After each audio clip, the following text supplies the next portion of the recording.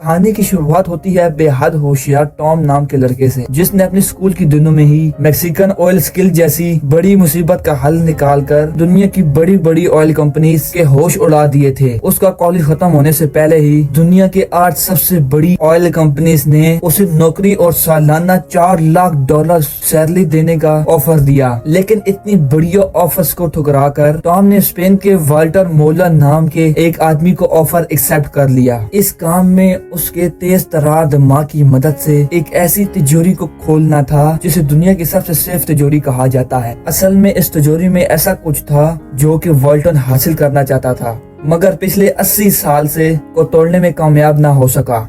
इसके बाद वाल्टन ने टॉम को अपनी टीम से मिलवाया। वाल्टन ने कहा कि उसने कुछ महीने पहले ही ऐसे जहाज को ढूंढ निकाला था जो कि कई साल पहले समुद्र में डूब गया था। उसमें से एक डब्बा निकला जिसके अंदर बेशुमार खजाने का पता छुपा था, मगर जल्दी स्पेनिश सरकार को उसका पता चल गया और उन्होंने वाल्टर की ढूंढी हुई सारी चीजों को जब्त करके एक स्पेनिश बैंक की तिजोरी में बंद कर दिया। खैर, टॉम वाल्टर की बेटी लोरेना से मिला जो कि अपने मिशन में कोई भी भेस बदलने में माहिर थी। उसके अलावा उनकी टीम में क्लाउस जो कि जबरदस्त हैकर था, जेम्स वाल्टर का खास आदमी था जो पहले एक फौजी हुआ करता था और अब जबरदस्त फाइटर था। साइमन उनकी टीम के लिए हर जरूरत का सामान लाता था। जब तक उसे पैसे मिले तो वो वाल्टर को दुनिया की कोई भी चीज लाकर दे सकता था। खैर, आज टॉम का पहला दिन था और इनकी टीम को बैंक के सिस्टम को हैक करने में मुश्किल हो रही थी। उन्हें एक कोड पिन की जरूरत थी, लेकिन इन्हें कोई आइडिया नहीं था कि ये कोड क्या हो सकता है।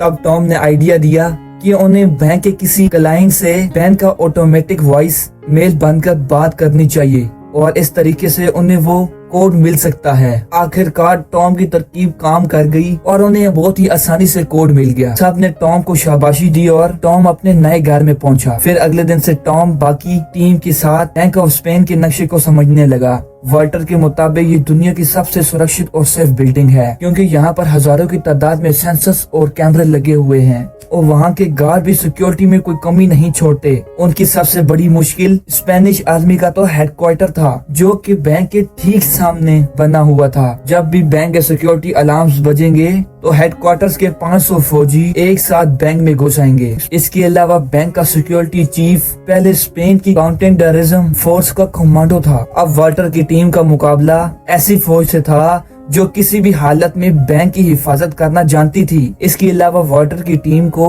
उस तिजोरी के नक्शे के अंदर के बारे में कोई जानकारी नहीं थी, इसलिए उन्हें स्कैन करके ये जानकारी हासिल करनी होगी। इस तिजोरी में घुसने के लिए उन्हें 2 चाबियों की जरूरत और सिक्योरिटी चीफ की फिंगरप्रिंट की जरूरत थी। इन सब चीजों को हासिल करने के लिए टीम ने बैंक में घुसने का फैसला किया। टॉम और साइमन सफाई कर्मचारी नोरीन यहाँ पर बेशकीमती पेंटिंग्स की जांच करके उनकी इंश्योरेंस बेचने आई थी और इन्हीं पेंटिंग्स के पीछे बनी हुई तिजोरियों में वो 2 चाबियां रखी थी। जब सिक्योरिटी चीफ नोरीन को कमरे में लेकर जा रहा था तो लोरीन ने उसे अपनी कॉफी पकड़ा दी और इस तरह उन्हें चीफ के फिंगरप्रिंट्स तो मिल गए। इसके बाद वो पहली पेंटिंग की कमरे में पहुंची तो क्लाउस ने बैंक के कैमरास को हैक कर लिया। फिर उसने नोरीन को पेंटिंग स्कैन करते हुए नोट किया और यही फुटेज 10 गुना धीरे धीरे कर चला दी। इसी दौरान नोरीन ने तिजोरी खोली और वहाँ से एक चाबी की बनावट को कॉपी कर लिया, मगर उसी वक्त अचानक बैंक का डायरेक्टर वहाँ पर आ गया और इधर कैमरा फिर से चालू होने में 20 सेकंड बाकी थे। 20 सेकंड बाद लोरीन को ठीक उसी जगह खड़ा होना होगा, मगर अब डायरेक्टर बीच में आ गया। तब लोरीन ने दिमाग लगाकर उसे अपनी तस्वीर लेने के लिए पीछे छोड़ दिया और एन वक्त पर डायरेक्टर फुटेज से बाहर हो गया। अब लोरीन दूसरी चाबी ढूंढने में लग गई। वहीं दूसरी ओर टॉम को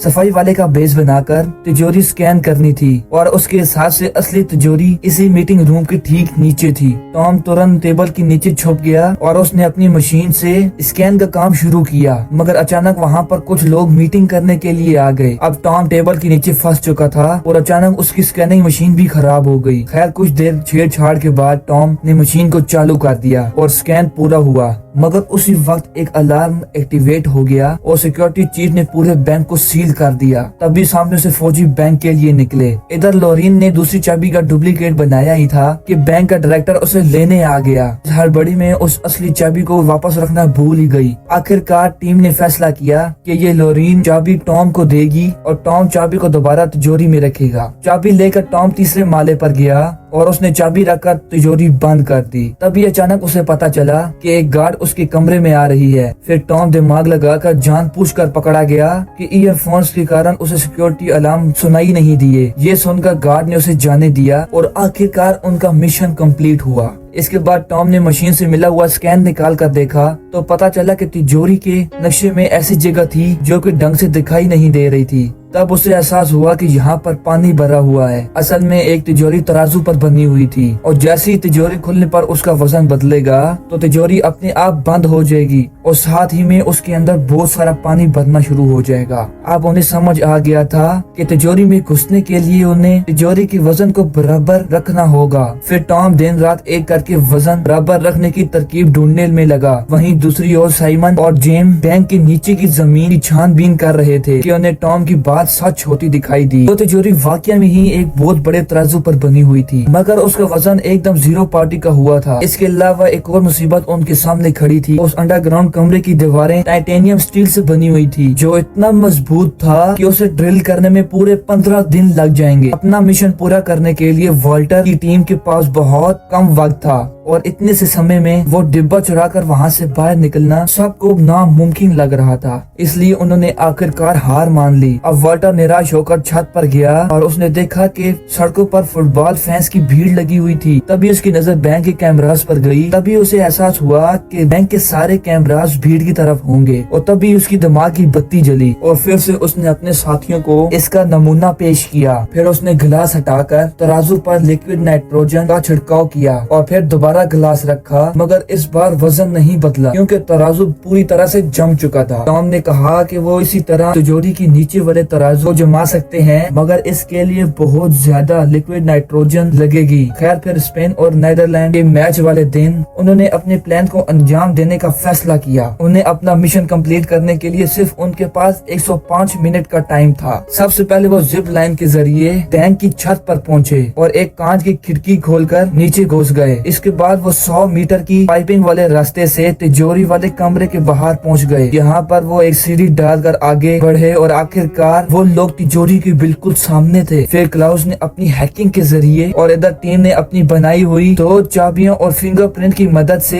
तिजोरी खोल दी। वहीं दूसरी ओर साइमन ने जमीन के नीचे वाले तराजू पर लिक्विड नाइट्रोजन से उस तराजू को बिल्कुल जमाने का काम शुरू किया। जल्दी इस रिएक्शन की वजह से तिजोरी की जमीन भी जमने लगी। इधर टीम अंदर घुसकर वही दबा ढूंढने में लग गई, मगर दूसरी ओर बैंक की सिक्योरिटी टीम को बैंक की छत की खुली खिड़की के बारे में पता चल गया और वो तेजी से बैंक की तिजोरी की तरफ बढ़ने लगे। इधर वो डब्बा लोरीन के हाथ लग गया, मगर इसके बाद जो हुआ वो उससे सबके होश उड़ गए। असल में जेम्स एक अंडरकवर एजेंट था और उसके मन में लालच आ गया और इसलिए उसने अपनी टीम को धोखा देकर खुद डिब्बे पे कब्जा करने का फैसला किया। अब लोरीन के पास कोई चारा नहीं था, इसीलिए उसे जेम्स को डब्बा देना पड़ा। मगर इससे पहले वो यहाँ से बाहर निकल पाता, नीचे तराजू पर लिक्विड नाइट्रोजन का असर खत्म हो गया। इसके बाद तिजोरी का सिक्योरिटी सिस्टम एक्टिवेट हो गया। टॉम, लोरीन और जेम्स तिजोरी में कैद हो गए थे और वहाँ पर बहुत तेजी से पानी बढ़ने लगा। जेम्स तो पहले फौजी रह चुका था और इसलिए उसे स्विमिंग आती थी और वो डिब्बा लेकर वहाँ से भाग निकला। इधर सिक्योरिटी चीफ ने इमरजेंसी का ऐलान कर दिया और उसके आदमी हथियारों के साथ तिजोरी की ओर भाग रहे थे। वहीं तिजोरी में इतना पानी भर चुका था कि टॉम और लोरीन की जान खतरे में थी क्योंकि वो कभी भी डूब सकते थे। अब उनके पास कोई चारा नहीं था। तो फिर एन वक्त पर टॉम की दिमाग की बत्ती जली और उसने साइमन को तिजोरी पर और बाहर डालने को कहा ताकि मशीनरी को लगे कि पूरी तरह तिजोरी पानी से भर चुकी है। साइमन ने फटाफट सारे नाइट्रोजन के टैंक तराजू पर रख दिए और वो भी काफी नहीं थे। आखिरकार उसने अपना रेडियो भी ऊपर रख दिया और इतने से बाहर से तराजू का वजन बढ़ गया। अचानक सिस्टम के मुताबिक तिजोरी का पानी बाहर निकलने लगा। इधर फौज तिजोरी में घुसकर चोरों को रंगे हाथों पकड़ने ही वाली थी, मगर जैसे ही उन्होंने दरवाजा खोला तो उनके होश उड़ गए क्योंकि तिजोरी में कोई भी मौजूद नहीं था। असल में टॉम और लोरीन ड्रेन पाइप के जरिए भाग गए थे। भागकर बैंक के ऊपर वाले मालों में पहुंच गए। इधर फौज और गार्ड हाथ धोकर इनके पीछे पड़े हुए थे कि अचानक लोरीन को याद आया कि वो जिस कमरे में पेंटिंग स्कैन करने गई थी, डायरेक्टर उस कमरे की खिड़की हमेशा खुली रखता था। अब वो दोनों बिना समय गवाए खिड़की से नीचे कूद गए जहाँ पर हजारों फैंस की भीड़ लगी हुई थी। उन्होंने तुरंत अपनी जैकेट उतारी और भीड़ में खो गए। इधर उनका पीछा करते हुए फौजी भी काफी करीब आ गए और वो पकड़े जाने वाले थे।